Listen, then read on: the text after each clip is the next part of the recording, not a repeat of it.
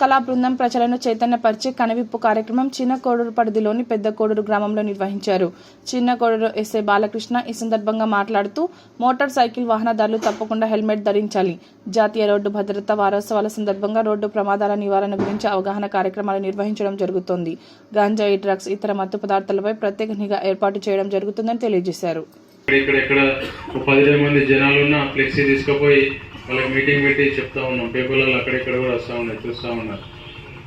So main ఇప్పుడు మనకి ఇప్పుడు పెద్ద రోడ్లు అయిపోయినాయి. ఇబ్రాహిం నగర్ తీసుకుంటే అది స్టేట్ హైవే, ఇటు సైడ్ జెప్పపూర్ తీసుకున్న అది ఒక హైవే. ఇప్పుడు మనకు కూడా ఇది డబల్ రోడ్ అంటే అప్ సైడ్ ఉంది, కానీ ఇది కూడా మనకు మెయిన్ ఇంపార్టెంట్ ఇల్లంతా కొంత పోయే రోడ్.